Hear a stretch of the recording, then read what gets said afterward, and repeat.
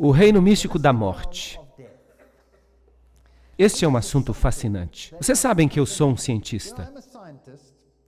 E quando se discute esta questão da morte, então a gente se pergunta o que é a morte. A única definição que você pode encontrar para a morte é uma definição negativa.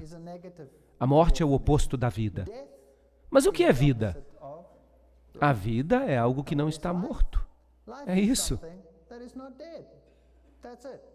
Não se pode dizer qual de fato é a diferença. Se você pega uma célula e você olha a célula, uma célula viva e uma célula que acabou de morrer, elas têm a mesma base química, têm exatamente as mesmas enzimas, têm tudo igual, exceto por uma única coisa. Uma está viva e a outra está morta. E o que essa diferença é algo que nenhum cientista já conseguiu explicar. Tem sido possível congelar a vida e trazê-la de volta, mas nunca se conseguiu trazer os mortos de novo à vida. Quando se perde isso, perde-se para sempre. E o Senhor Deus formou o homem do pó da terra e soprou em suas narinas o fôlego de vida. E o homem recebeu uma alma viva. Gênesis 2:7. É isso que a passagem diz? Não, ela não diz isso. Ela diz, e o homem se tornou uma alma viva. Então, em outras palavras, se nós olharmos bem o texto, nós temos dois componentes. Nós temos o pó da terra, a matéria, a substância material, que por si só não tem vida. E então ele soprou em suas narinas o fôlego de vida. Ele lhe deu vida. Ele deu algo que fez algo que não estava vivo se tornar vivo. E ele chamou isso de alma viva. Então, em outras palavras, a combinação do pó da terra mais o fôlego de vida é igual a uma alma viva. Essa é a fórmula da vida. Agora, esse fôlego de vida, será que isso sozinho é uma entidade viva? Será que isso é algo que pode existir num outro mundo, que flutua, que tem um pensamento inteligente? Será que isso é uma alma penada? Ou será que isso é apenas ruach, a palavra hebraica para fogo, metabolismo, algo que faz com que nos tornemos vivos? Esta é uma questão importante. Agora, a Bíblia diz que você não tem uma alma viva. Quando essa combinação ocorre, você se torna uma alma viva. Então, o fôlego, o hebraico nefesh, o espírito, a respiração do homem, o espírito do homem. Então, a palavra fôlego pode ser usada com o sentido de espírito, ruach. Então, esse fôlego é algo que faz com que você se torne vivo. Agora, o fôlego, se você pensa sobre ele em termos científicos, é uma troca de oxigênio. É uma troca de oxigênio nas ciências, e nós chamamos isso de metabolismo. Então, uma célula viva é diferente de uma célula que não está viva por causa de seu metabolismo. Há alguma coisa que ocorre quimicamente nela que ninguém consegue repetir, uma vez que essa centelha de metabolismo se perde. Nenhum cientista consegue criar a vida. Ele pode juntar todas as substâncias, mas ele não consegue produzir vida. Então, esse fôlego, essa centelha de metabolismo é algo que vem de Deus. Todo ser que respira é exatamente isso que significa, e a palavra espírito ali, na concordância de Strong, número 7307, ruach, espírito, fôlego, vento, mente, respiração, ar, raiva, frieza, coragem, aquilo que nos faz vivos, esse metabolismo, esse ruach, esse espírito, esse fôlego, esse vento. Será que este vento é uma entidade viva? Ou será que o indivíduo, quando recebe essa combinação de pó e ruach, se torna uma entidade viva? Bem, a fórmula diz, ele se torna uma alma viva. Nefesh, alma, vida, pessoa, mente, criatura, o próprio corpo. Você se torna você, é isso que significa. Essas são definições que vêm diretamente da concordância hebraica. Então, quando você está vivo, você é uma alma vivente.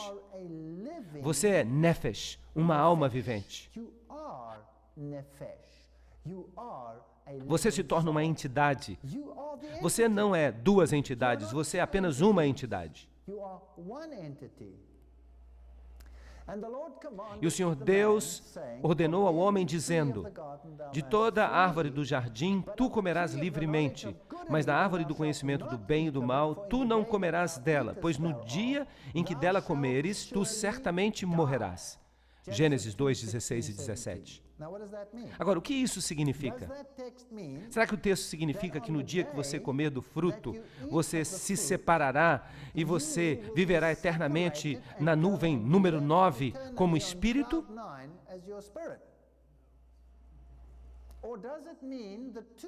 Ou será que significa que você será separado? Que o Nefesh se desintegrará uma vez mais no material e que Deus tomará o espírito, ruach, sua vida, seu espírito que Ele lhe deu e que deu vida a você. Ele vai retomar essas coisas, o espírito retorna a Ele e então o que sobra? Pó. É isso. É isso. É muito importante que nós compreendamos esta questão. É isso que a Bíblia de fato diz. Mas o diabo diz outra coisa. A mentira do diabo. Tu certamente não morrerás. Gênesis 3, 4. Então, Deus diz que tu certamente, o quê? Morrerás. E morrer significa não viver, certo ou errado? Certo, mas o diabo diz, não, não, não, tu não morrerás. Isso significa que tu viverás. Agora, no mundo de hoje, o que as pessoas creem? Creem que você morre ou que você vive para sempre? Se você for mal, você vai para um lugar quente. E se você for bom, você vai para um bom lugar. Vocês sabem o que o mundo crê? Assim, em outras palavras, de fato não é algo muito ruim, porque você apenas descarta este corpo, mas continua-se a viver. Qual é o problema? Eu vou viver eternamente de qualquer jeito, mas Deus diz, tu morrerás. E o diabo diz, tu não morrerás. Então um deles está mentindo e o outro está dizendo a verdade. Romanos 6, 23 diz, o salário do pecado é a morte. Morte. Pois Deus sabe que quando tu comeres dela, os teus olhos se abrirão e tu serás como Deus. Mas melhor do que isso, o diabo promete que quando você morrer e quando você comer do fruto, você não vai morrer. Você vai ter vida eterna. Você vai se tornar maior e melhor e semelhante a Deus. Isso é impressionante. E muitas religiões creem exatamente nisso. Se você pega o hinduísmo, então você não morre, você continua a viver no mundo espiritual. E você fica reencarnando e voltando cada vez melhor. E você suplanta o karma da sua vida passada. E eventualmente você atinge um estado de bem-estar e você se torna um Deus vivo. E você pode ser adorado nesta terra. E eles adoram as pessoas todo o tempo, não é isso que acontece? Então você se torna maior e melhor.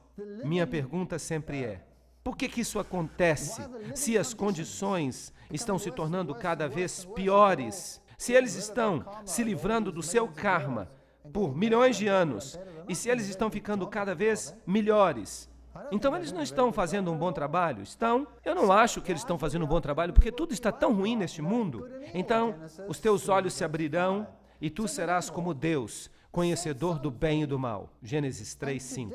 Então o diabo disse isso e o mundo inteiro acredita na mentira, em vez de acreditar no que Deus diz. Teu pai é o diabo, e tu praticarás as concupiscências do teu pai. Ele era assassino desde o início, e nele não havia verdade. porque não há verdade nele. Quando ele fala uma mentira, ele fala de si mesmo, pois ele é mentiroso e pai da mentira. João 8,44. A Bíblia não suaviza as palavras. Em relação àquilo que foi dito no Éden, Deus disse, tu morrerás. Isso significa que a vida, a entidade viva que consistia do pó da terra e do espírito, o ruach, o fôlego, a centelha de vida, o processo metabólico, Deus vai tirar isso. E então você deixa de existir. Você morre, você volta ao pó. Mas o diabo diz, não, você vai continuar a viver. Você nunca vai morrer. De fato, você será semelhante a Deus. Eu sou o Deus de Abraão, o Deus de Isaac, o Deus de Jacó. Deus não é o Deus de mortos, mas de vivos. Mateus 23, 32.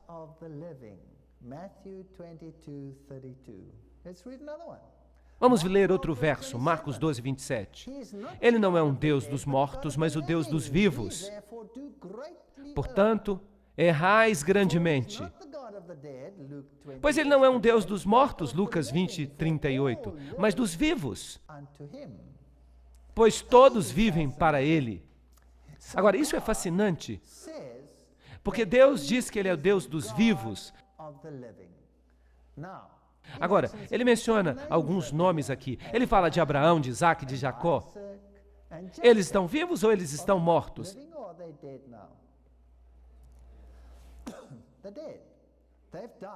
Eles estão mortos, eles morreram. Mas Deus os considera vivos. Será que isso significa que eles vivem por aí como almas penadas agora? Ou será que eles estão vivos em Cristo? Em Cristo há vida eterna para eles. Mas a questão que surge é, quando é que essa vida será dada a eles? E a resposta que a Bíblia dá consistentemente é a ressurreição. A Bíblia ensina a morte, mas se você está em Cristo, a ressurreição ocorre para a vida eterna. Os outros sistemas ensinam que quando você morre, você recebe a vida instantaneamente, e você continua como espírito, e você vive eternamente como espírito. Mas então também há um ensinamento de que você ressuscita e o espírito volta para o corpo.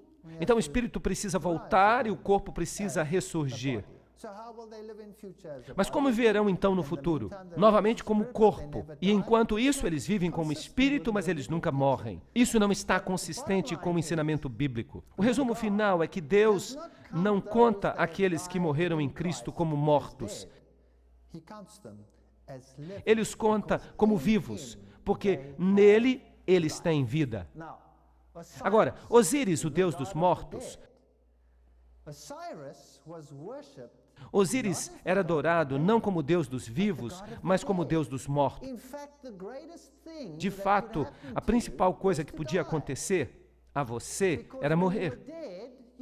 Porque quando você morria, você estava com Osíris, e Osíris era aquele que lhe dava o gozo eterno. Então Osíris era o Deus dos mortos, em oposição a Jesus Cristo, que é o Deus dos vivos. Tutmoses III parece ter escrito um livro chamado Amduat, o Guia para o Reino dos Mortos. E foi ele que inventou então o sistema sobre o qual se baseia a fé gnóstica. Todo o culto a Osíris, que nós examinamos na noite passada, de certa forma se baseia no Deus dos mortos. Então você tem dois deuses em tempos antigos. Yahvé, o Deus dos vivos, Cristo Jesus, Yahvé, o Salvador, é isso que significa. Ele é o Deus dos vivos. E você só pode ter vida através de Cristo, porque em Cristo e em ninguém mais há vida. Mas Osíris era o Deus dos mortos. Então o Deus dos mortos era realmente um Deus que concentrava-se na morte e não na vida. E a veneração dos mortos era um sistema que foi atribuído a Osíris. Então, no sistema religioso, você tem várias divindades, e Osíris é o que pesava você na balança para ver se você era aprovado. Ele, então, é também o juiz. Agora, no sistema bíblico, quem é o juiz? Todo julgamento foi dado a quem? Foi dado a Jesus. Jesus é o juiz. Ele é o Deus dos vivos. E Jesus diz: se estais em mim, nada tendes a temer. Eu sou o juiz, eu sou o advogado. Eu sou tudo isso em um só. Osíris é aquele que pesa as suas obras e vê se as suas obras são obras boas, e ele pesa as suas obras más. E se você tem mais obras boas do que obras más, então você pode ir para um bom lugar. Mas se você tem mais obras más do que obras boas, então você vai para um lugar ruim. Então o ensinamento de um lugar ruim do outro lado e de um lugar bom do outro lado é baseado no culto a Osíris. E você tem que comparar esses dois cultos com muito cuidado. Ensinava-se, por exemplo, que Anubis, o deus cão, uma outra forma de Osíris, o deus dos mortos.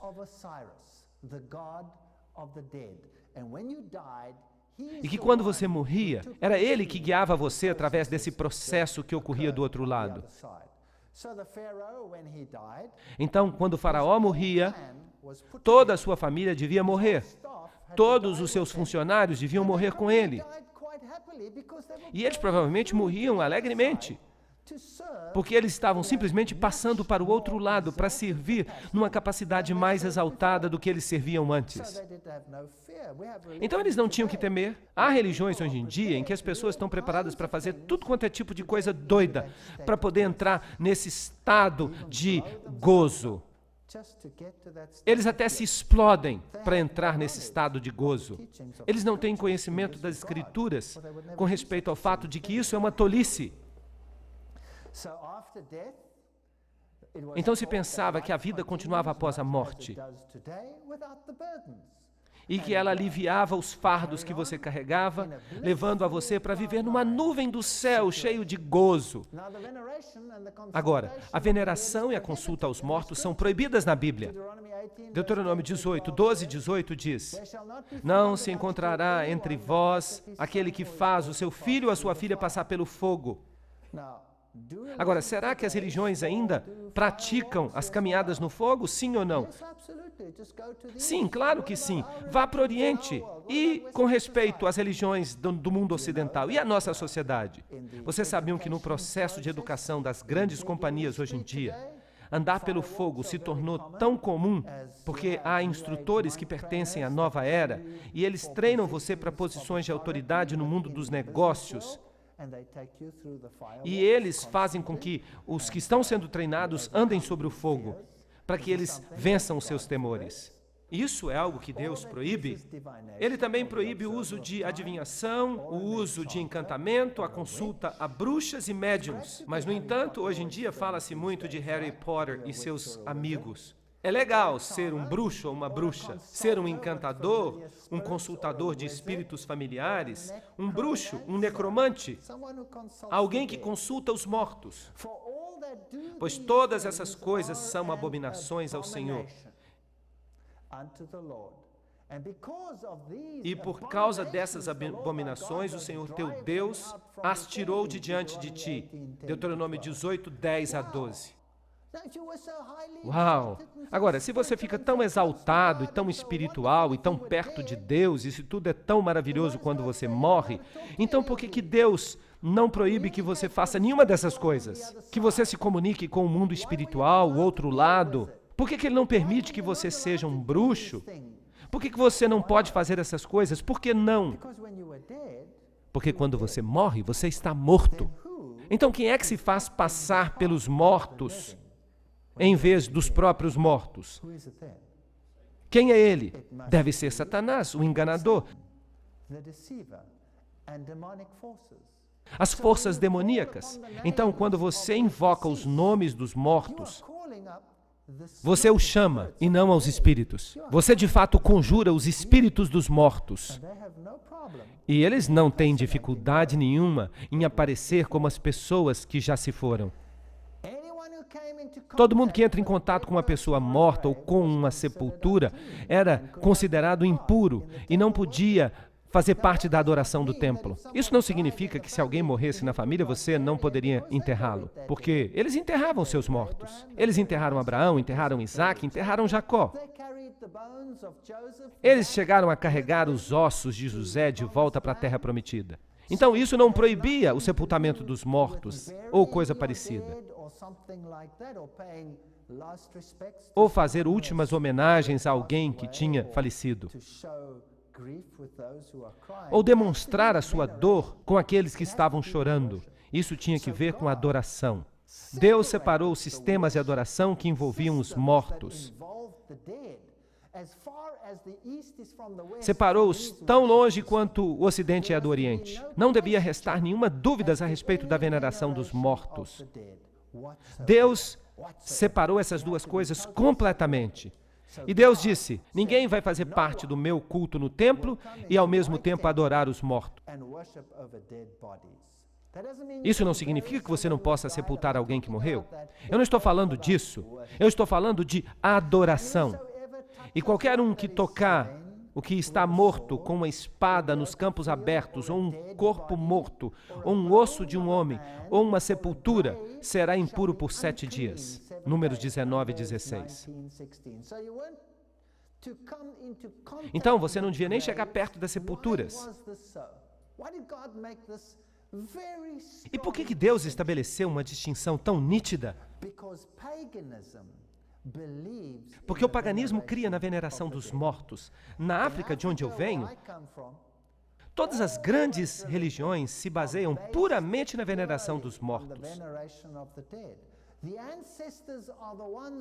Os ancestrais são aqueles através de quem todos são adorados, inclusive Cristo. E o catolicismo se encaixou como uma luva nessa situação, porque o catolicismo ensina a veneração dos mortos.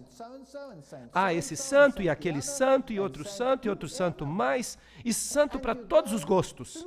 E é através dos santos que você vai a Deus. Agora, no sistema africano, você passa pelos ancestrais para você chegar a Deus.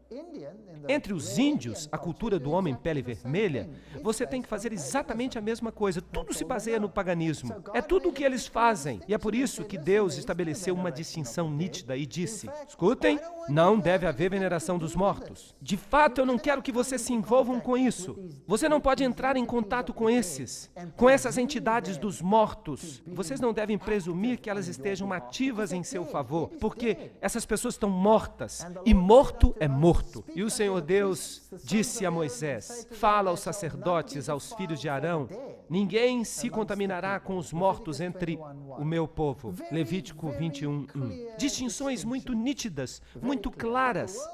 Mas o mundo hoje não acredita na morte dos mortos. Eles acreditam na mentira que o diabo falou. E eles acreditam que a vida continua após a morte. Que alguns estão no paraíso e que você pode entrar em contato com outros. A Bíblia diz: nada disso, nada disso. Nenhum contato com eles. Qualquer contato com eles é a mesma coisa que bruxaria. Agora, vamos dar uma olhada nas catedrais do mundo hoje. As catedrais do mundo hoje são todas construídas em antigos lugares de adoração pagã. Nenhuma catedral podia ser construída sem a presença de cadáveres e sepulturas. Do contrário, não seria uma catedral. Uma catedral é de fato um mortuário. É um cemitério. E Deus disse: você não deve entrar em contato com as tumbas dos mortos. Quando você entrar no templo para me adorar, você precisa ficar longe dos templos por 7 dias. Você pode demonstrar luto. Eu estou estabelecendo uma diferença entre o paganismo e o Deus dos vivos. Eu não sou o Deus dos mortos. Eu sou o Deus dos vivos. Então, fiquem longe dessa questão de adoração dos mortos. Eu sou Deus. Adorem a mim. Não adorem os ossos de um cadáver. Bem, as catedrais não são lugares pagãos de adoração, apenas. Todas as grandes catedrais, Notre Dame, São Paulo, todas as catedrais foram construídas em lugares de adoração pagã. E elas foram todas construídas da mesma maneira que no sistema dos druidas. Era preciso ter um canal de pedras alguns pilares enormes que levavam a um círculo central, no qual estava uma pedra central, e o antigo símbolo pagão sexual da unificação entre dois deuses, um macho e uma fêmea, e a propagação da vida através do rito da fertilidade. É uma coisa muito esquisita. Agora, as antigas catedrais foram construídas exatamente da mesma maneira. Esses pilares que você vê aqui, esses pilares gigantescos na catedral, representam essas pedras. E nas antigas catedrais do passado, você sempre usava um jardim circular por trás, com uma pedra no centro, como no sistema dos druidas. E muitas das catedrais hoje ainda têm isso. Então, quando você observa essa passagem, pela passagem, esses grandes pilares no lado representam um canal do sol, e você passa por eles e você caminha através do ciclo de regeneração até o cenário oculto da sexualidade. Aqui está uma gruta circular. Nesse lugar, o Deus oculto, ou Pan, ou a divindade das florestas Diana, um deles ficava aqui. E quando você passa por este corredor, você está de fato caminhando em cima de cadáveres. Isso é necromancia. Essa é a época do sistema dos druidas. De fato, você não podia celebrar uma missa em nenhuma igreja desse sistema religioso sem que houvesse o osso de um corpo de santo debaixo do altar. Era preciso que houvesse um osso, porque somente os ossos de um homem morto ou um pedaço do cadáver, qualquer pedaço fosse, podia realmente nos dar acesso a Deus. Uau! Isso é algo que Deus proibiu nitidamente e algo que é praticado de modo geral hoje em dia. Então, no sistema dos druidas, é isso que você tem. Aqui você tem Stonehenge. No passado usavam-se canais, essa espécie de corredor aqui de pedras, com pedras de cada lado. E então, eles cobriram as pedras dos lados. Então, eles cobriram as pedras do lado e colocaram isso aqui na frente. E aí, temos uma catedral, construída com base no sistema dos druidas de adoração dos mortos. Esses aqui são os druidas dos tempos modernos. E vejam que estão vestidos como freiras. Isso é interessante. Bem, onde há uma grande catedral na Europa, você vai encontrar um desses jardins circulares. Com isto aqui colocado do lado, então você entra por isso e você chega até as tumbas. E você chega até os lugares antigos de adoração. Nas catedrais você vai descobrir inúmeros cadáveres. Reis e rainhas e pessoas mortas e santos. Qualquer um. Mas precisa ter muitos cadáveres, geralmente de pessoas importantes. Então aqui nessas catedrais vocês têm todas essas tumbas, algo que Deus havia terminantemente proibido. Aqui está a tumba do rei Eduardo, o velório com cones de pinho e toda a roupa que tem que ver com o paganismo. Aqui nós temos o osso de um santo. Eu já estive em muitas catedrais e eu fico me perguntando, qual é o santo que está debaixo deste altar? Porque no altar onde se celebra a missa, você tem que ter estruturas de ossos. Então aqui, por exemplo, esta aqui vem da Catedral de Londres. Debaixo do altar, no porão, você encontra essas tumbas e essas relíquias. E se você algum dia tiver a oportunidade, vá até o porão e dê uma olhada você mesmo. Você vai encontrá-los ali. Não existe nenhuma igreja católica romana, não existe nenhuma igreja anglicana, não existe nenhuma igreja paganizada em que você não encontra esses ossos. E eles continuam a construir igrejas assim. Quando você entra nessas igrejas, aqui nessa Catedral Católica Romana, há uma tumba gigantesca, bem aqui. E você entra nessa tumba. Algo que Deus disse, tu não farás. Aqui está uma catedral interessante que eu descobri na Alemanha. Ali está o símbolo do sol, por falar nisso. Ali está o altar. Então, ou no altar ou debaixo, diretamente debaixo do altar, existe uma tumba. Agora, normalmente você não a vê de dentro da igreja. Você tem que olhar do lado de fora da igreja por uma entrada lateral. Mas nesta catedral, a entrada estava bem na igreja. Ela descia exatamente daqui e você podia descer do altar. E é claro, quando você chegava lá embaixo, você descobre que tem uma tumba. Porque você não pode celebrar a missa sem tumba, por causa da veneração dos mortos. E eu desci. Eu enfiei a minha câmera aqui só para poder mostrar a você a tumba. Aí está ela. E o altar está ali também, no topo. Isso é a adoração dos mortos. Algumas tumbas são bonitas. Esta aqui está na catedral em Londres e na Europa, onde você vá, você desce o corredor dessas catedrais e você descobre que você está andando em cima de ossos de pessoas. Ossos por toda parte. Esse aqui é John Gent. Ele morreu no dia 13 de agosto de 1767. Mas você vai encontrar outras pessoas aí. Agora, nesse sistema, o deus dos mortos era ou Seb, no sistema egípcio, que depois se tornou Saturno.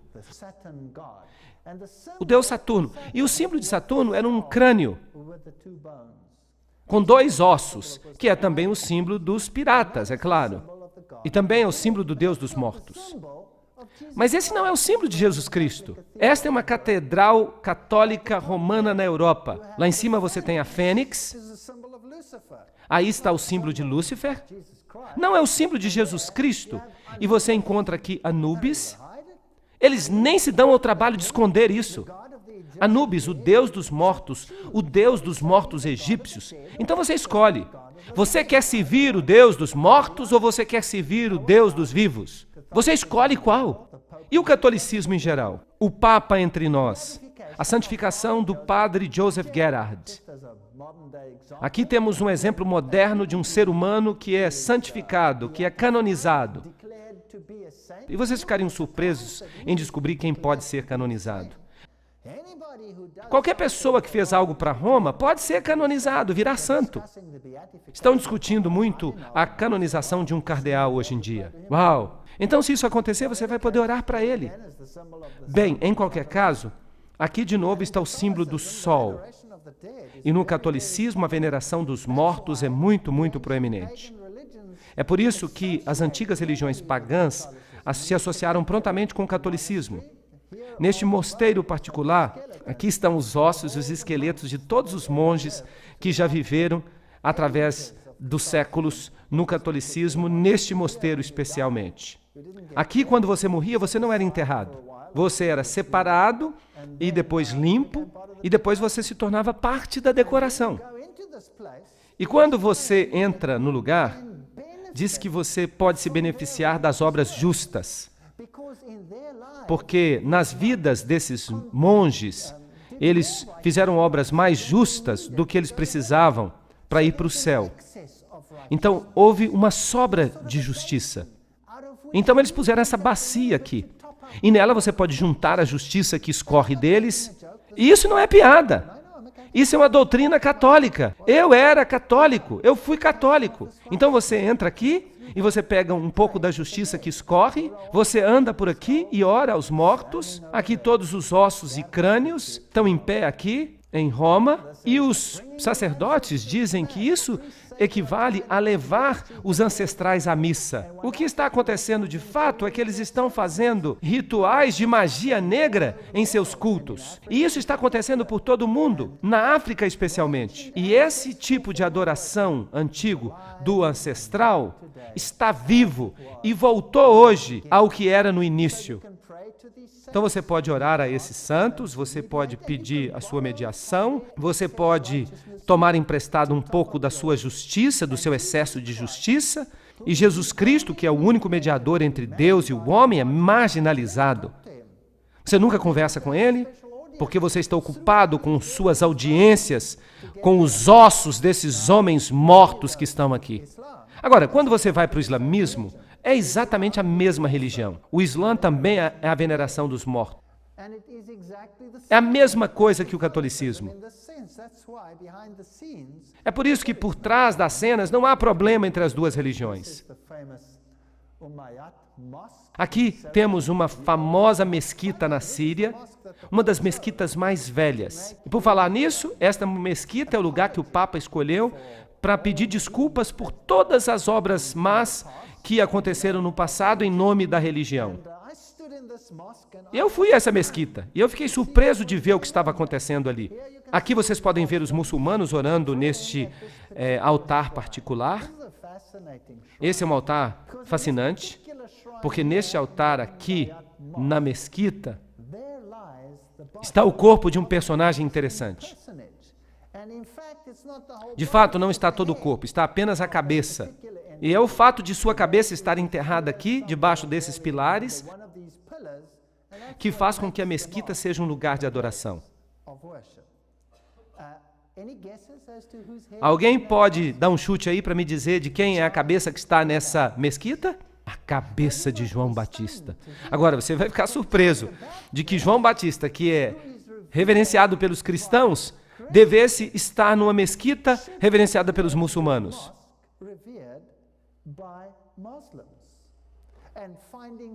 E as pessoas vão ali buscar a graça da cabeça de João Batista. E é claro, o Papa veio aqui e o Papa também prestou uma homenagem especial a esse crânio. É claro que eu não sei se essa é a mesma cabeça de João Batista. Felizmente, a Igreja Católica não ficou sem um pedaço dessa commodity de luxo. Porque os católicos dizem que eles têm o braço de João Batista em uma de suas catedrais em Istambul. Querem ver?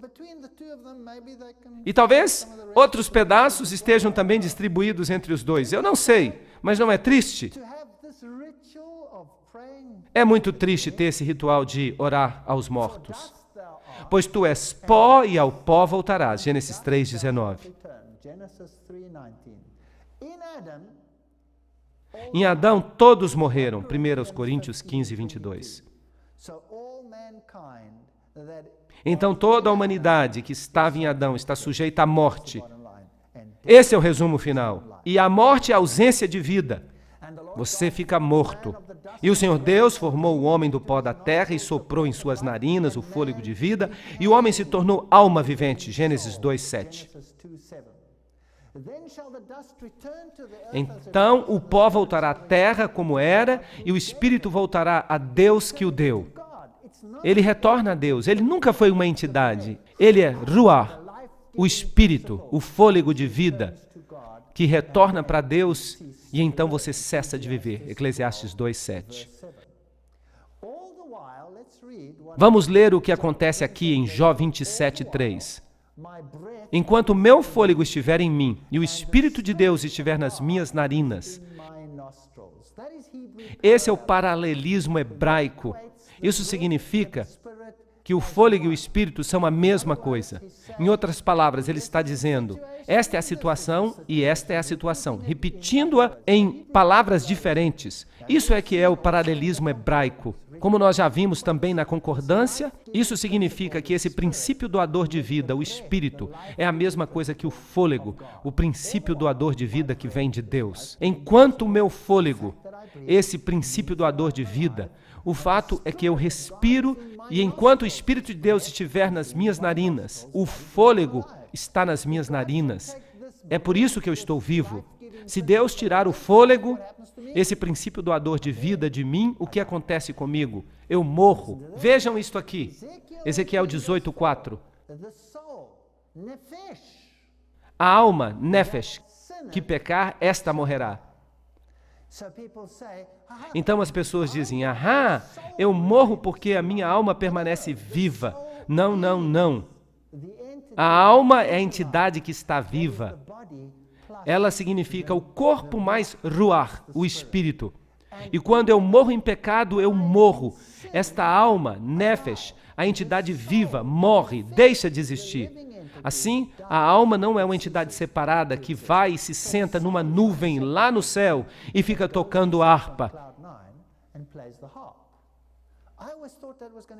Eu sempre pensei que isso seria muito chato.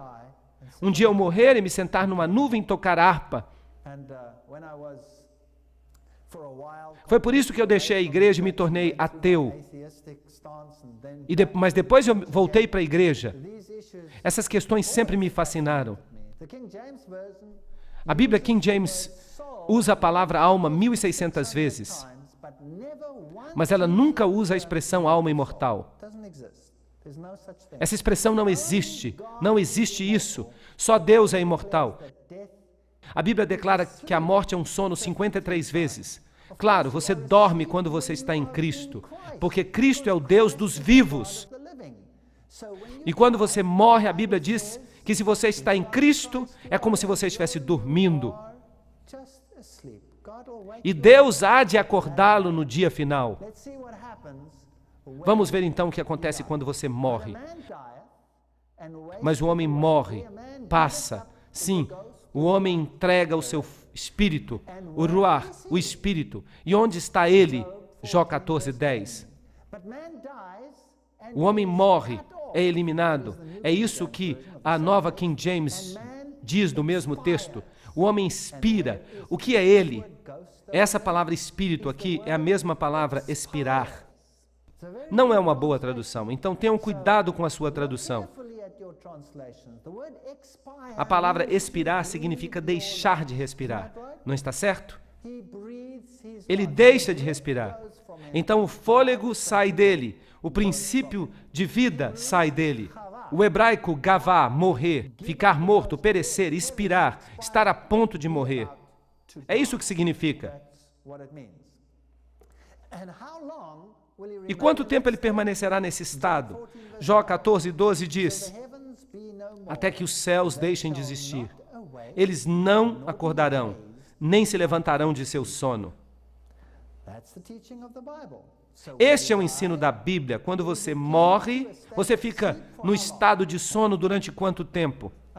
Até que os céus não mais existam. E quando é que isso vai acontecer, por falar nisso? A Bíblia diz que quando Cristo voltar, os céus se desfarão como um pergaminho. Então, quando Cristo voltar, haverá um despertar do sono.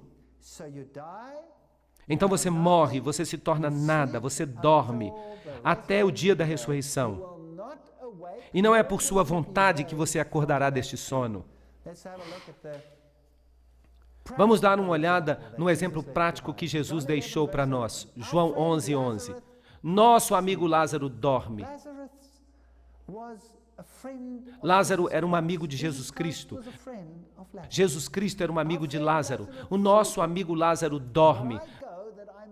Mas eu vou, e eu vou despertá-lo do seu sono. Agora os discípulos pensaram, bem, este homem está falando a respeito de um Lázaro que está doente e que está dormindo. Senhor, se ele está dormindo, ele ficará bem. Mas Jesus estava falando da morte. E Jesus chamou do seu sono. Mas eles pensavam que ele estava descansando, o sono do repouso. Então Jesus disse claramente para eles, Lázaro está morto. Percebem? Lázaro está morto. Mas para Cristo, Lázaro estava o quê? Dormindo, porque Cristo é o Deus dos vivos, não um Deus dos mortos. Então, aqui ele estava dormindo. E Abraão? O que Abraão está fazendo para Cristo? Dormindo. E é isso que significa. Então Lázaro está morto, mas para Cristo ele estava apenas dormindo. Deus não se esquece dos mortos. Eles estão em Cristo. Deus tem um bom HD. Ele tem um registro pleno de sua entidade como você é. E quando ele diz, volte, aí está você, perfeito, como estava antes, ou até melhor. Senhor, se tu estivesses aqui, meu irmão não teria morrido. João 11:21. Agora, quando Jesus vem até Lázaro, ele é confrontado por Maria, que diz, se você tivesse estado aqui, ele não teria morrido. Mas o seu irmão se levantará de novo. João 11:23. Jesus a conforta e diz, qual é o problema? Você não tem fé? O seu irmão há de se levantar. Mas escutem a resposta dela. Ela responde, João 11:24, eu sei que ele está no céu e que um dia ele vai voltar e retornar ao seu corpo na ressurreição. É isso o que ela diz aqui? Não. Ela diz, eu sei que ele se levantará na ressurreição no último dia. Então, qual é o ensinamento bíblico sobre a morte? O ensinamento bíblico sobre a morte é que você morre. E é um estado de sono, uma inconsciência total, mas Cristo há de levantá-lo no último dia. E para demonstrar que ele tinha poder sobre a morte, ele ressuscitou a Lázaro dos mortos. Mas, Senhor, a essa altura, ele já cheira mal, pois ele está ali há 4 dias. João 11:39. Mas Jesus disse a ele: Lázaro, vem para fora. E Lázaro veio para fora e disse: Senhor, por que tu me chamaste? Eu estava me divertindo tanto no céu. Ele não fala nada disso, nem uma palavra. Lázaro continuou com a sua vida como se ele tivesse despertado de um sono. Não há questão que ele não estava no céu em qualquer outra parte durante esse período. E quando os teus dias se cumprirem, tu dormirás com os teus pais. 2 Samuel 7:12. Para Daniel, ele disse, leia o último verso de Daniel. Ele diz, Daniel, tu dormirás, mas tu te levantarás de novo nos últimos dias. E nos últimos dias hás de receber a herança que te está reservada. Eles todos dormem em Cristo.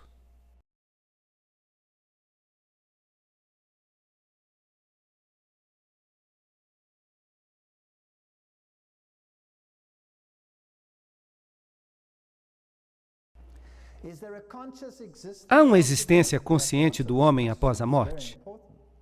Nós precisamos responder a esta pergunta. É uma pergunta importante.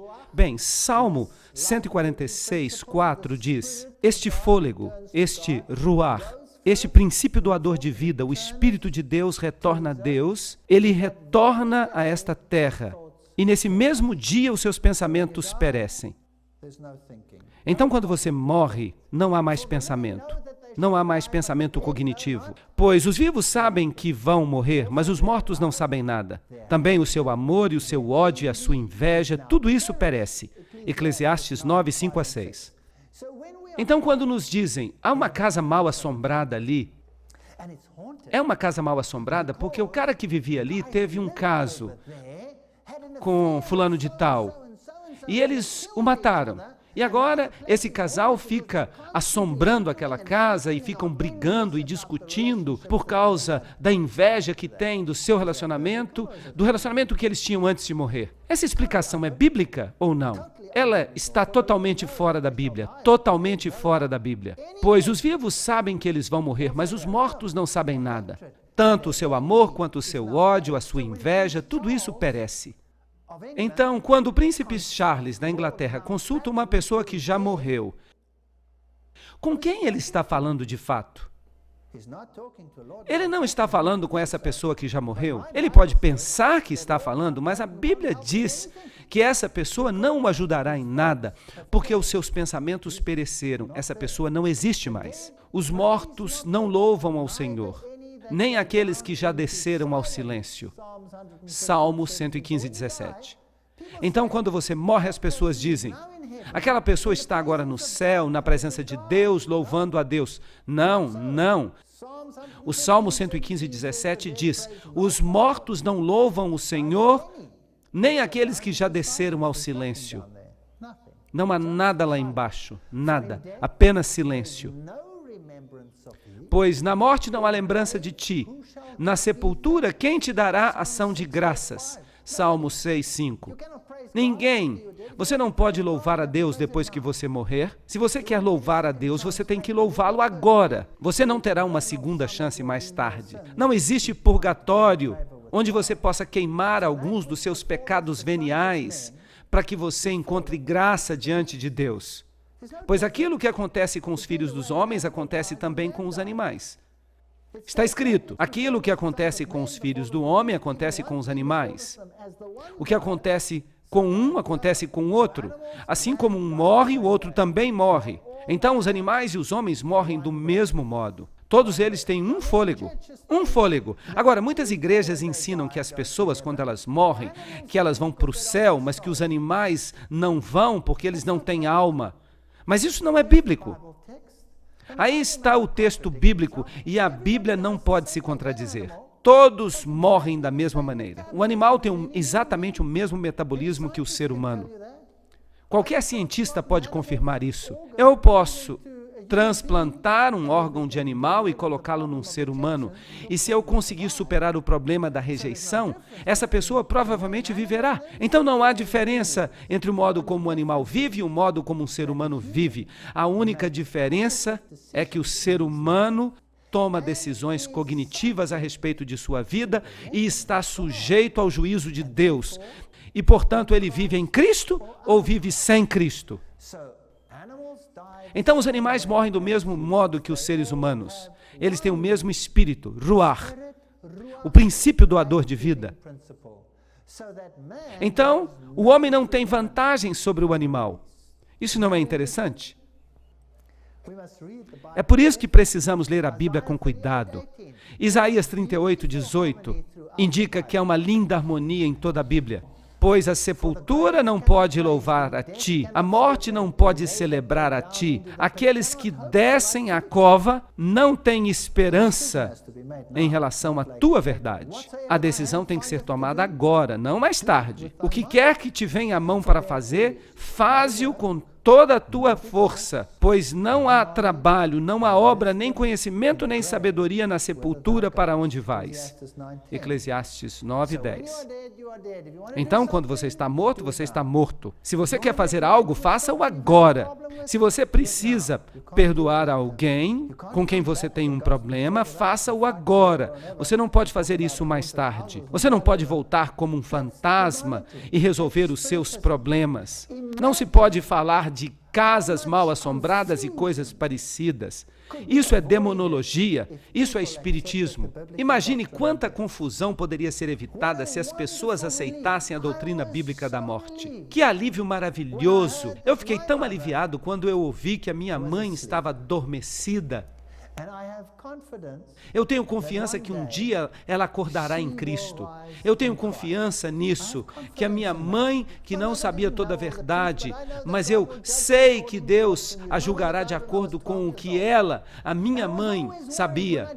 E eu sempre me preocupava quando eu fazia alguma coisa errada. Eu dizia: "Ó, mamãe, por favor, perdoa-me, feche os seus olhos para que você não possa ver isso." Agora eu sei que a minha mãe está adormecida. Que alívio! Ela não tem que entrar em pânico do outro lado se eu fizer alguma coisa errada. Ela está dormindo e um dia eu terei uma ótima conversa com ela quando o Senhor a despertar do seu sono. Essa é a minha esperança. Ah, uma velha piada. Ela é velha, mas ela é engraçada. Pare aqui, meu amigo, que passa por mim. Como você é agora, eu fui um dia. E eu sou agora o que você será em breve. Portanto, prepare-se para me seguir. E a pessoa respondia: "Eu não estou feliz de seguir a você, a menos que você me diga para onde você foi." É uma piada boa. Mas vejam isto. Aqui é o local do nascimento do espiritismo moderno. Bem neste lugar estava a cabana que pertenceu às famosas irmãs Fox. E aqui está a sua lápide mortuária, de 31 de março de 1848. Não existe morte e não existem mortos. Essa linguagem é a linguagem de Deus ou é a linguagem da serpente? É a linguagem da serpente. Aí estão elas, as 3 irmãs Fox. São elas que começaram o espiritismo moderno porque elas ouviram estranhas batidas. E elas faziam as batidas, tap, tap, tap, e os espíritos respondiam, tap, tap, tap. E assim começou a comunicação moderna com o mundo dos espíritos. E aí então isso se abriu para o mundo ocidental. Claro que isso existia nas culturas antigas, na cultura africana, na cultura egípcia, na cultura babilônia, na cultura oriental. A consulta aos mortos sempre foi praticada. Mas, para a mente moderna, ocidental e cristã, essa foi a cunha de penetração. O Espiritismo diz que os mortos sabem mais do que os vivos. E a serpente disse para a mulher: "É certo que não morrerás." Gênesis 3:4. Mas o Espiritismo diz: você vai saber mais, você vai saber muito mais. E agora eu vou fazer uma citação deles. E eles dizem: nestas passagens bíblicas, o diabo disse a verdade e o Senhor disse a mentira. Uau! Então quer dizer que o Senhor mentiu, que o Senhor estava errado e que o diabo estava dizendo a verdade? Os espíritas dizem que os mortos não estão mortos. O princípio fundamental do espiritismo é que os seres humanos sobrevivem à morte do corpo e que ocasionalmente, sob condições não ainda compreendidas completamente, nós podemos nos comunicar com aqueles que já morreram. Então eles dizem, você não está morto, mas a Bíblia diz, você vai morrer. Bem, então quem está certo e errado? Um dos dois tem que estar errado. O espiritismo argumenta que os mortos se comunicam com os vivos. Não há morte no túmulo. Eu converso frequentemente com os mortos. Eu não posso duvidar que as pessoas continuam vivas depois da morte, porque eu falo o tempo inteiro com elas. Escrito pelo Sir Oliver Lodge. Uau! De fato, o espiritismo está vivo e é praticado nos mais altos escalões da sociedade de hoje, nos mais altos níveis da nossa sociedade. Reis, rainhas, imperadores, presidentes, todos eles o praticam. Algo que a Bíblia proíbe. Está escrito no jornal O Pensador Progressivo, de 18 de maio de 1929. O que o espiritualismo é e faz? Ele remove todo o medo da morte, que é realmente o portal para o mundo dos espíritos.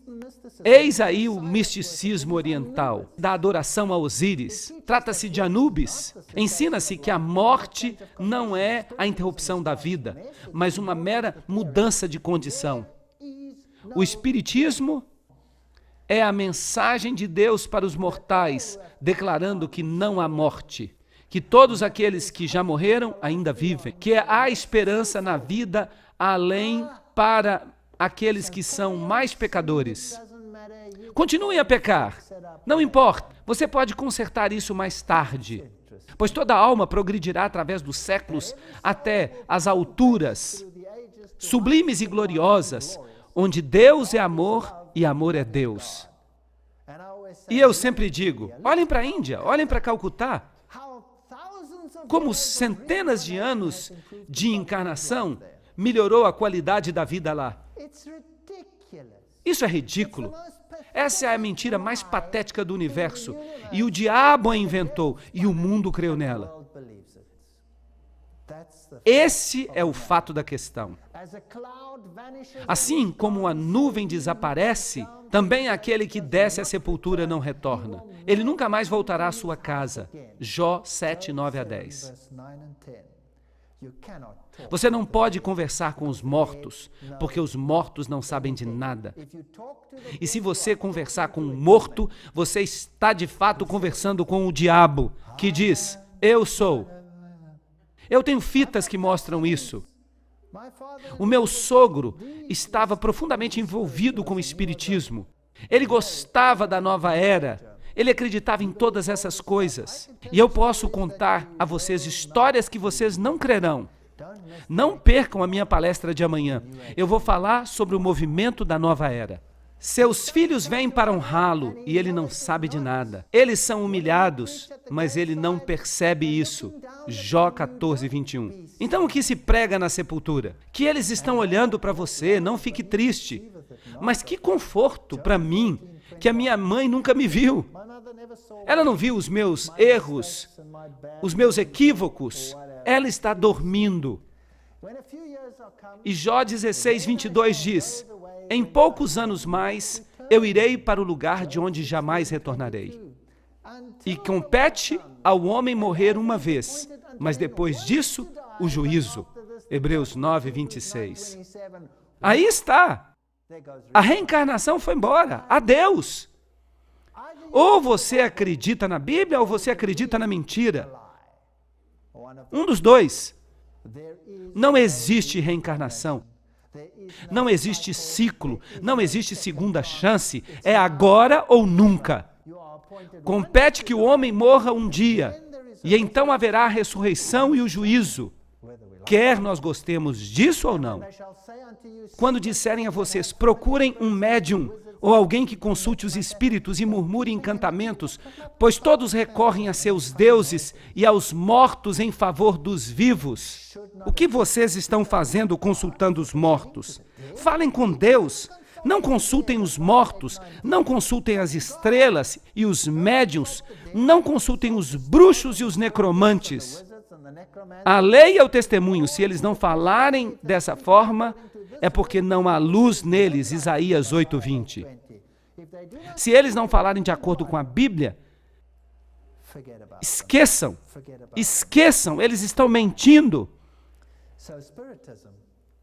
Assim, o Espiritismo e a morte estão unidos. Mas Deus e a vida estão unidos.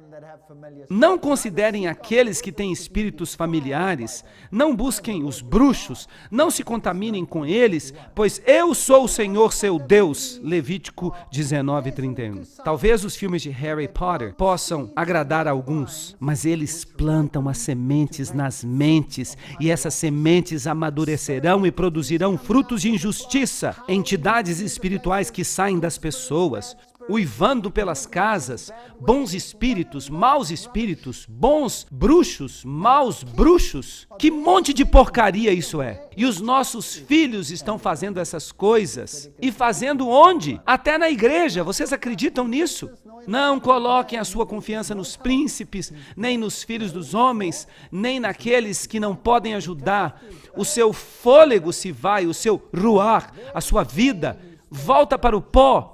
E naquele mesmo dia os seus pensamentos perecem. Salmo 146, 3 e 4. Assim era com os antigos egípcios que acreditavam na doutrina pagã da imortalidade da alma. E eles ensinavam isso com fervor em Alexandria. Agora, vocês sabem o que é mais interessante? Que os judeus eram como as pessoas de hoje em dia. Eles pensavam que eles obteriam uma educação melhor nas universidades do mundo. Então eles foram estudar a teologia das nações. E muitos deles receberam a sua educação em Alexandria. Os saduceus acreditavam que quando você morresse, você ia direto para o céu. E que você se sentava no seio de Abraão. Era muito confortável isso. E que se você tivesse que fazer uma oração, você orava a Abraão, que estava morto, para se comunicar com Deus. Essa é a adoração dos ancestrais. Você ora através de Abraão a Deus. Você usa um intermediário. Eles ensinavam. Você usa um intermediário e eles aprenderam isso no Egito, em Alexandria, que quando você morresse, você ia ou para um lugar bom ou para um lugar quente. Essa é a adoração de Anubis e de Osíris. Os fariseus, por outro lado, criam em quê? Eles acreditavam na morte e na ressurreição. E quando Paulo foi trazido diante do Sinédrio, porque é surpreendente o tipo de pessoas que você encontra quando você está se opondo a Deus.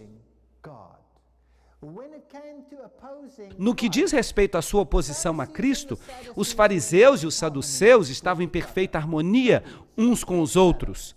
Eram amiguinhos, companheiros. E quando confrontaram Paulo, Paulo ficou encrencado. Pois ele era um deles e dizia: eu sou fariseu, eu acredito na ressurreição. Lembram-se? E o que aconteceu lá? Eles começaram a brigar tanto entre si mesmos que eles nem mais sabiam o que eles fariam com Paulo. Isso é interessante.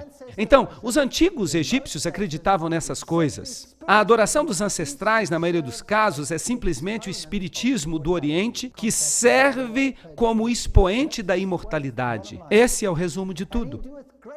E ele fará grandes maravilhas e enganará aqueles que habitam na terra pelos milagres que ele tem poder de fazer. Apocalipse 13, 13 a 14. O Espiritismo vai desempenhar um papel importante nos enganos dos últimos dias. Eu vou mostrar a vocês slides que vão deixar vocês boquiabertos.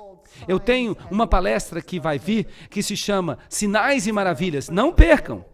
Pois eles são espíritos de demônios que operam milagres, Apocalipse 16, 14.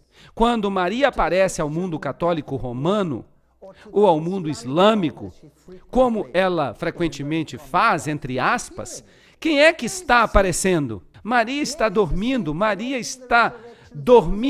esperando a ressurreição. Então quem é que aparece? É um demônio que se finge de Maria. E não se admirem, pois o próprio Satanás se transforma em anjo de luz, segundo aos Coríntios 11, 14. O diabo assume a forma de Cristo. Ele aparece como Mitra e ele diz: eu sou seu irmão E em muitos ciclos eu fiz isso, e fiz aquilo outro. Mas isso é um absurdo. Se ele é tão perfeito porque ele teve tantos ciclos, então todos deveriam ser grandes de acordo com essa doutrina. Porque todos nós teríamos tido a mesma quantidade de ciclos, certo? Por que então ele deveria ser melhor do que os outros? Mas eles estão todos mortos. Nenhum deles está vivo. E é por isso que são demônios. Satanás e as aparições de Maria, exatamente a mesma coisa. Ou aparições de Guia, de Vishnu, de Siva, tudo é a mesma coisa. Mateus 7, 22 a 23 diz: muitos me dirão naquele dia, Senhor, Senhor, nós profetizamos em teu nome, e em teu nome nós expulsamos demônios, e em teu nome fizemos maravilhas. E então eu lhes direi, eu não vos conheço. Apartai-vos de mim, vós que praticais a iniquidade. Iniquidade, anomia, ir contra a lei de Deus. Efésios 6, 11 diz: revesti-vos da armadura de Deus. Você não pode escolher alguns pedaços da Bíblia. Você tem que colocar toda a armadura para que você possa ser capaz de resistir às artimanhas do diabo. Se um espírito entrar aqui agora e me disser que é Jesus Cristo, como aconteceu no México, quando milhares de pessoas se prostraram num campo de futebol, quando ele apareceu, e o adoraram. Alô? Quem é que está aparecendo aí? Se você quer ficar contra essas estranhas manifestações, então você deve se armar com a Bíblia. Bem, algumas pessoas dizem, e o ladrão na cruz? Jesus disse para ele, você vai estar comigo no paraíso. Vamos examinar isso com cuidado. E ele disse a Jesus, Senhor, lembra-te de mim quando tu vieres em teu reino. Lucas 23, 42. Aquele dia era a sexta-feira. E Jesus respondeu, em verdade eu te digo, hoje estarás comigo no paraíso. Lucas 23, 43. Então, você vê o ladrão com Cristo no céu no dia em que ele morreu? Bem, isso depende de onde você coloca a vírgula, porque a vírgula não estava lá no texto original. De fato, o espaço entre as palavras também não existia no texto original. Tudo era uma frase só. Então, dependendo de onde você coloca a vírgula, pode-se também ler, em verdade eu te digo hoje, estarás comigo no paraíso. Então agora nós temos que fazer a pergunta. Jesus, o ladrão, esteve com você no paraíso neste mesmo dia, na sexta-feira? Ele esteve no paraíso com você nesse dia, sim ou não? Bem, em primeiro lugar, ele não pode ter estado lá, porque ele não estava morto ainda. Porque a Bíblia diz que quando o sábado estava terminando, disseram aos romanos, vocês precisam dar uma olhada nesses caras, eles ainda estão vivos. Então eles foram e fizeram o que com seus ossos? Eles quebraram os ossos. Mas quando eles vieram a Cristo, ele já estava morto. Então eles quebraram os ossos daqueles ladrões para que eles não pudessem descer da cruz no sábado, porque seria um sacrilégio persegui-los no sábado. Isso seria quebrar o sábado. Então, em primeiro lugar, aquele ladrão não tinha morrido ainda no sábado. Ele viveu além daquele dia. E, em segundo lugar, ele não esteve no céu. Porque Jesus não ascendeu ao céu no dia da sua crucifixão. Ele adormeceu na sepultura. Vamos examinar isso. Maria Madalena vem à tumba na manhã de domingo e Jesus disse para ela, não me toque, pois eu ainda não subi ao meu Pai. Então ele não pode ter estado com o ladrão no céu, porque ele ainda não tinha subido a seu Pai. Mas você vai aos meus irmãos e você diga a eles que eu subo para o meu Pai e para o seu Pai e para o meu Deus e o seu Deus. Assim, cedo no primeiro dia da semana, Jesus subiu ao céu. Ele não tinha subido ainda na sexta-feira e naquela noite ele estava de volta, porque ele apareceu entre os discípulos.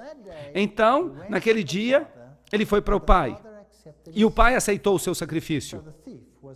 Então, o ladrão não esteve com Cristo no céu naquele dia.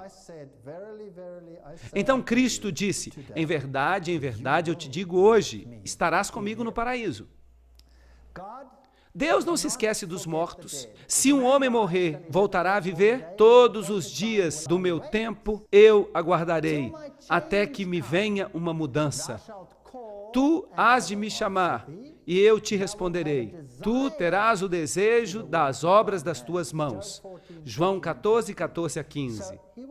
Então, ele morreria, ele adormeceria e Cristo desejaria, ele anelaria estar com o seu povo. Cristo mal pode esperar o dia da ressurreição para que os mortos que dormiram em Cristo, naquele dia da ressurreição, para que ele possa lhes dizer: vinde, eu estou aqui, e eles então despertarão. Mas agora Cristo ressuscitou dos mortos, como as primícias dos que dormem.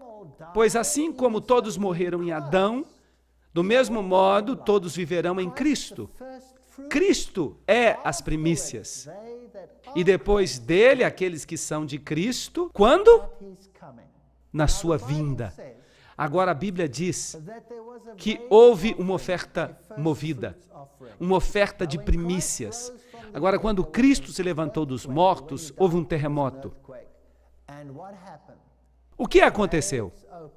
As sepulturas se abriram e os mortos se levantaram. Alguns mortos escolhidos se levantaram. E aqueles mortos são as primícias da ressurreição e estão com Cristo no céu. Então, alguns já estão no céu. Também há outros que já estão no céu. Enoque nunca morreu. Ele foi para o céu, ele foi trasladado. Elias não morreu. Ele foi trasladado, ele foi para o céu. Moisés morreu, mas ele foi ressuscitado, porque o livro de Judas diz que houve uma disputa por ele. E Elias, Moisés, Enoque e inúmeros outros que servem como sacerdotes na presença de Cristo. Porque havia 24 anciãos juntos, 24 com Cristo no santuário celestial. Então, há anciãos que estão servindo nas cortes celestiais. Portanto, alguns estão vivos. Eu me satisfarei quando eu despertar com a tua semelhança. Nós seremos transformados à semelhança de Cristo. Está escrito em Salmo 17:15. Na minha carne eu verei a Deus. Eu verei por mim mesmo. Os meus olhos o contemplarão e não outros olhos. Então não se trata de um fantasma. Eu o verei como eu sou. E esse é um pensamento maravilhoso. De acordo com a própria palavra do Senhor, isso está nas Escrituras. Nós lhe dizemos que aqueles que estão vivos e que foram deixados até a vinda do Senhor, então quando o Senhor voltar, haverá os vivos que estão em Cristo e haverá os mortos que adormeceram em Cristo. Eles certamente não precederão aqueles que adormeceram, pois o Senhor mesmo descerá do céu e com grande voz, com a voz do arcanjo e com o clangor de trombetas, e os mortos em Cristo se levantarão primeiro. 1 Tessalonicenses 4:15-16. E depois disso, nós que estamos vivos, ele está falando dos vivos no final dos tempos. Nós que somos deixados, seremos levados com eles às nuvens para nos encontrarmos com o Senhor nos ares. As nuvens, um paralelismo hebraico. Eu vou falar sobre isso numa próxima palestra. Elas são anjos, pois os anjos recolhem os eleitos e eles se encontram com o Senhor nos ares. E nós estaremos com o Senhor para sempre. 1 Tessalonicenses 4:17. Este é um ensinamento bíblico. Cristo retorna, os mortos em Cristo ressuscitam, os vivos são trasladados juntos, nenhum precedendo o outro, e nós nos encontramos com o Senhor no ar. Nós dormiremos até que Ele volte e bata na sepultura e diga: Dr. Martin, levante-se. Então eu me levantarei no momento e eu ficarei feliz com Ele para todo sempre. Este é o ensinamento de Martinho Lutero. Não se admirem disso, pois a hora é chegada, na qual todos os que estão na sepultura ouvirão a sua voz e sairão. João 5:28-29. Aquele que tem o Filho tem a vida, e aquele que não tem o Filho não terá a vida. E nós temos que estudar isso com muito cuidado. 1 João 5:12. Agora, ao Rei eterno, imortal, invisível, o único e sábio Deus, seja honra e glória para todo sempre. Amém. 1 Timóteo 1:17. Deus é imortal, mas eu não sou. Nós temos imortalidade pela graça. Eis que eu vos mostro um mistério. Nem todos dormiremos, mas todos seremos transformados em um momento, num piscar de olhos. Quando? Na última trombeta, pois a trombeta vai soar, e os mortos se levantarão incorruptíveis, e nós seremos transformados. Pois isto que é corruptível deve se revestir de incorruptibilidade, e isto que é mortal deve se revestir de imortalidade. 1 Coríntios 15, 51 em diante. Então vejam que a Bíblia é consistente o tempo inteiro sobre esse assunto. Todos estes morreram na fé, não tendo recebido as promessas. E Paulo nos dá uma grande lista de homens que ele afirma terem morrido sem receberem as promessas, mas as tendo contemplado à distância, foram persuadidos delas e as abraçaram e confessaram que eram estranhos e peregrinos na terra. Hebreus 11, 13. Promessa da terra renovada que há de vir no futuro. Os teus mortos viverão, junto com o meu corpo morto eles se levantarão. Despertai e cantai, vós todos que habitai no pó. E o teu orvalho é como o orvalho das ervas, e a terra lançará para fora os seus mortos. Isaías 26, 19. A doutrina bíblica é clara. Eu sou a ressurreição e a vida, aquele que crê em mim, ainda que esteja morto, viverá. João 11, 25. Então aqui nós temos duas grandes distinções. Mas e os textos bíblicos que falam sobre o Gueena, sobre o fogo do inferno, todas essas coisas interessantes, o que acontece com os mortos? E esses textos? Apocalipse 6, 16 e 17. E disseram as montanhas e rochas, caí sobre nós e escondei-nos na face daquele que se senta sobre o trono e da ira do Cordeiro, pois grande é o dia da sua ira. Então temos uma classe, os mortos em Cristo. Eles se levantam, os vivos justos são trasladados, eles se encontram com o Senhor nos ares, mas há outra classe, a dos vivos ímpios e a dos mortos ímpios. Mateus 10, 28 diz: não temei aqueles que podem matar o corpo, mas não são capazes de matar Nefesh, a entidade viva. Temei aquele que é capaz de destruir tanto o corpo quanto a alma no inferno. Essa é a doutrina do inferno? Bem, a palavra usada aí é Gueena. Mas o que significa Gueena? Vamos ver isso. Gueena tem origem hebraica. Pode ser o inferno como local da punição futura, fogo de Gueena. Isso era originalmente o Vale de Inom, do lado sul de Jerusalém, onde o lixo e os animais mortos eram descartados e queimados, um símbolo adequado para a destruição futura dos ímpios. Então você tem aí essa explicação que vem da concordância. A palavra se refere ao vale onde os corpos mortos eram queimados, destruídos. Por falar nisso, durante quanto tempo aqueles corpos queimavam? Até que eles acabassem de queimar? Até que eles queimassem completamente? Agora, a palavra grega Hades equivale ao hebraico Sheol, que é usado na Bíblia e que geralmente é traduzido como inferno. Na doutrina do inferno, é o local dos mortos. É a sepultura. Você desce à cova, você desce ao Sheol, à tumba, você desce ao Hades, à sepultura, mas ela é também traduzida como inferno. Então aqui você tem duas possibilidades para a doutrina do inferno. Uma é Gueena, o fogo que queima, que é o símbolo desse vale de Inom, e a outra palavra é Hades, ou Sheol. E então ele há de dizer para aqueles que estão à sua esquerda: apartai-vos de mim, amaldiçoados, para o fogo eterno preparado para o diabo e seus anjos. Mateus 25, 41. Agora, que fogo eterno é este? Trata-se de símbolos usados para explicar a doutrina do inferno. Agora, vejam o que Samuel Hopkins escreveu. A doutrina católica é o seguinte: a fumaça de seu tormento subirá para sempre à vista dos benditos, diante dos seus olhos. Essa demonstração do caráter divino e da sua glória será a favor dos redimidos.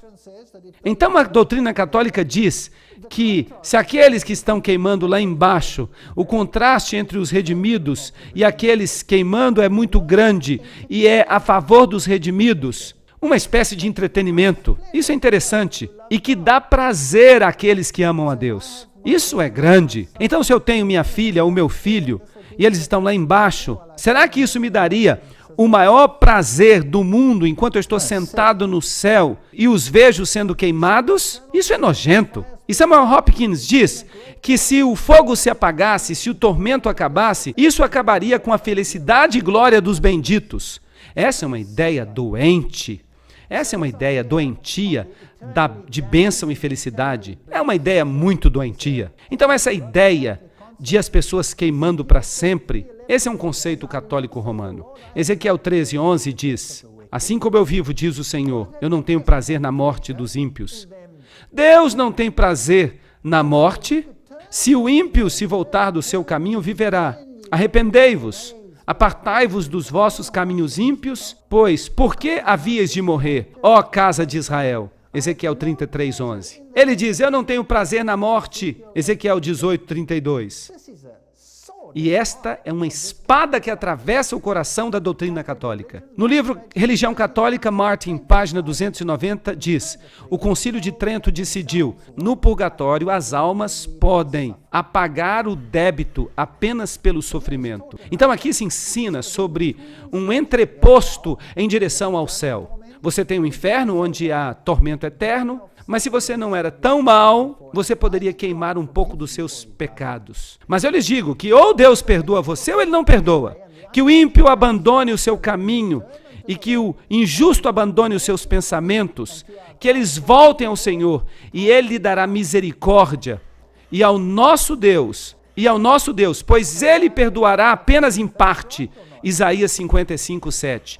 É isso que o texto diz? Não, que Ele perdoará abundantemente. Assim como o Oriente está distante do Ocidente, Ele removerá os seus pecados. Não há um entreposto onde você precisa acender uma tocha para queimar um pouco dos seus pecados para que o resto seja aperfeiçoado. A doutrina do purgatório não é bíblica. Mas e a história do homem rico e Lázaro? Bem, eu já expliquei isso. Jesus estava falando com os fariseus e com os saduceus, e os saduceus ensinavam que quando você morria, você ia direto para o céu ou direto para o inferno. Essa era uma doutrina alexandrina. Foi ali que eles receberam o seu treinamento. Foi ali que eles aprenderam que eles iam para o seio de Abraão. E agora Jesus pega essa história e ele a vira de cabeça para baixo. Eles ensinavam que se você fosse muito bonzinho, que se você fosse maravilhoso nesta terra, e se você era um dos eleitos, você ia direto para o seio de Abraão. Bem, Jesus pega essa doutrina, ele pega tudo o que ela representa e ele vira de cabeça para baixo. O homem rico vai para o lugar mau. Ele representa Israel, que tinha todo o conhecimento. E o pobre, que não tinha nada a não ser sofrimento, o pecador, que ficava esperando as migalhas, os pedacinhos de doutrina que caíam da mesa de Israel. Ele não recebeu nada, ele foi para o seio de Abraão. Eram os que estavam lá embaixo que diziam, Pai Abraão, por favor, eu posso enviar um mensageiro para advertir aos meus irmãos? Agora, o que está de errado com essa história? As pessoas consideram essa história literal. Em primeiro lugar, todos os redimidos estão no seio de Abraão. Isso não é bíblico. Em segundo lugar, ele está orando, pedindo, Pai Abraão, faça alguma coisa. Isso é veneração dos mortos. Assim, todas essas doutrinas estão em contraste nítido com o coração dos ensinamentos dos saduceus. Essa é a história que vira a doutrina dos saduceus de cabeça para baixo e mostra que a sua doutrina é preconceituosa. Mas os ímpios estão reservados para que dia? O que a Bíblia fala? O dia da destruição. Eles estão reservados para o dia da ira. Jó 21:30. Na Bíblia você precisa colocar os textos juntos e deixar os textos mais simples explicar aqueles que são mais complexos. E isso há de acontecer na punição eterna. Mas os justos receberão vida eterna. Agora a pergunta é, a punição vai continuar para todo sempre? Ou será que é a consequência da punição que é eterna? Esta é uma pergunta que nós precisamos responder. E a morte e o inferno foram lançados no lago de fogo. Esta é a segunda morte. Ahá! Então a primeira morte é a que você morre. Literalmente, quando você morre, então você é ressuscitado para o julgamento. E o lago de fogo é a segunda morte. Então você morre uma segunda vez. E quem quer que não seja encontrado no livro da vida é lançado no lago de fogo. O que é isso? A segunda morte. Então, durante quanto tempo eles queimarão? É um sofrimento eterno? Ou a sua consequência que é eterna? Mas os ímpios perecerão e os inimigos do Senhor serão como novilhas gordas. Eles serão consumidos, em fumaça eles serão consumidos. Salmo 37, 20. Agora a Bíblia diz que eles serão consumidos. Então as consequências do fogo, de Guiena, assim como aqueles animais morreram e foram consumidos, eles são consumidos e não existem mais, eles serão destruídos, eles serão queimados, consumidos. E fogo desceu de Deus e os devorou. Apocalipse 29. Então eles serão consumidos.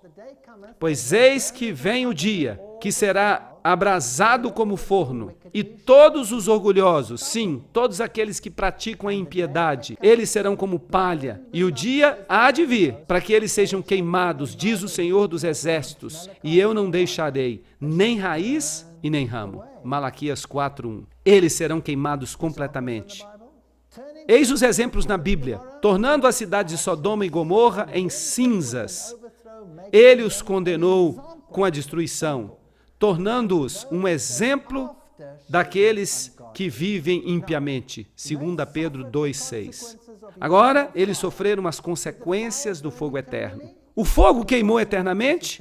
Ou são apenas as consequências eternas em termos de Sodoma e Gomorra? Sodoma e Gomorra ainda estão queimando hoje? Não, elas desapareceram para sempre.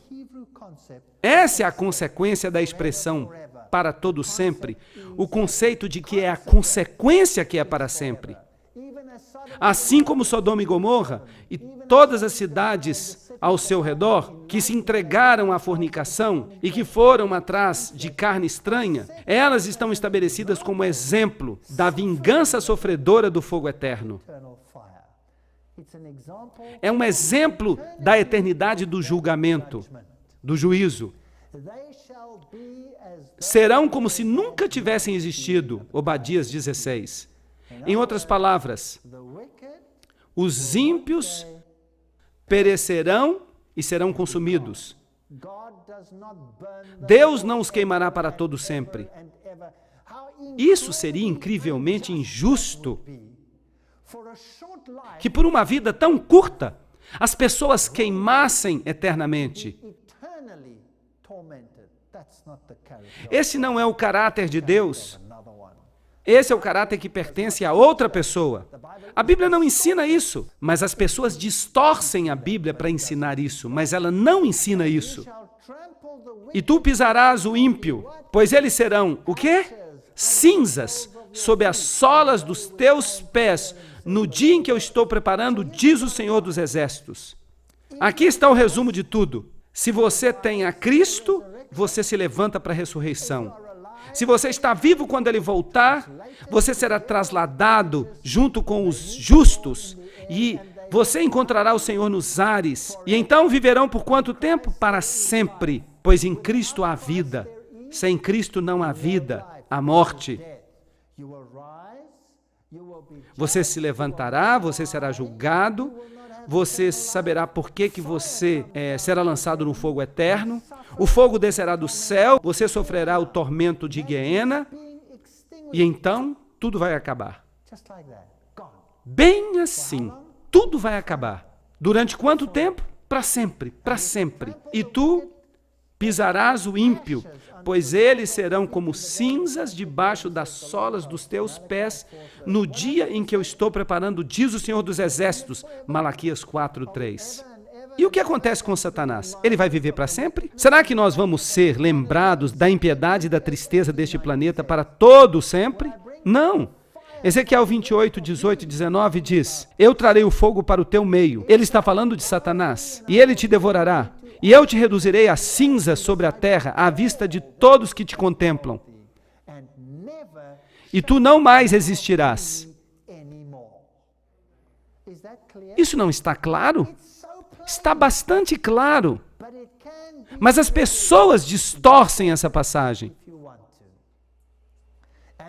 E a terra também, e as obras que estão nela se queimarão. 2 Pedro 3:10. Esta terra será purificada pelo fogo. O Senhor não se demora com respeito à sua promessa, como alguns a consideram demorada, mas Ele é longânimo para nós, não querendo que ninguém pereça, mas que todos cheguem ao arrependimento. Uma chance. Você tem esta vida para tomar a decisão.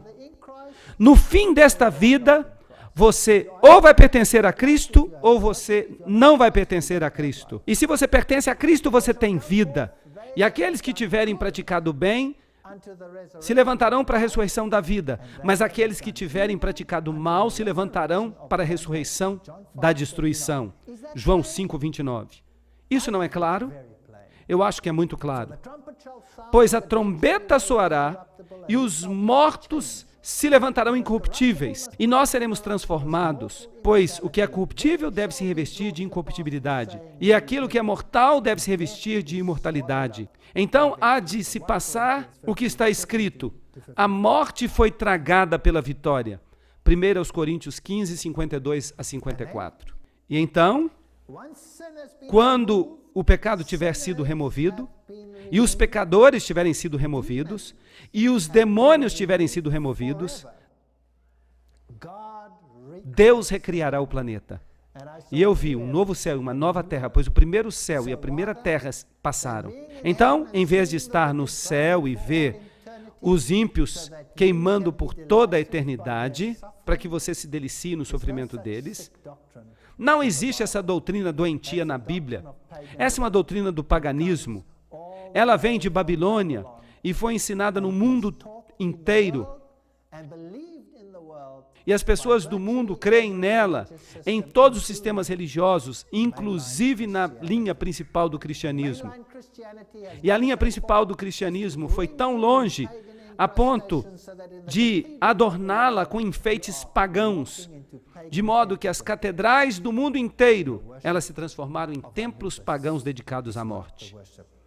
O culto de Anubis não é o culto de Cristo. Os dois se excluem mutuamente. Cristo promete que mesmo que você esteja triste e haverá lágrimas até o último momento, Cristo há de enxugar as suas lágrimas. E então haverá paz e felicidade e não haverá mais pecado neste planeta. Este é o ensinamento bíblico da morte. Agora, amanhã nós vamos falar do movimento da nova era. E então, nós vamos observar algumas manifestações fantásticas que nós temos hoje. Eu vou mostrar vídeos amanhã. Eu vou mostrar para você coisas que você nunca ouviu antes. Eu vou mostrar para vocês coisas que essas pessoas ensinam, porque elas mencionam isso por nome. E eu não estou falando do Mickey Mouse, pessoal. Eu estou falando de pessoas importantes deste mundo. Não percam a palestra de amanhã. Venham e vejam o engano que Satanás preparou para os últimos dias. Mas se você acredita no que eu coloquei na tela hoje à noite, e se você acredita no que está escrito na Bíblia, você vai perceber esse engano. Pois o Senhor vai abençoar-nos enquanto nós meditamos nessas coisas. E mesmo que você não compreenda tudo, venha amanhã. Vamos examinar esses enganos. Nós vamos falar dos eventos finais deste mundo. Vocês vão ouvir trovões nas minhas próximas palestras. Obrigado porque vocês vieram hoje.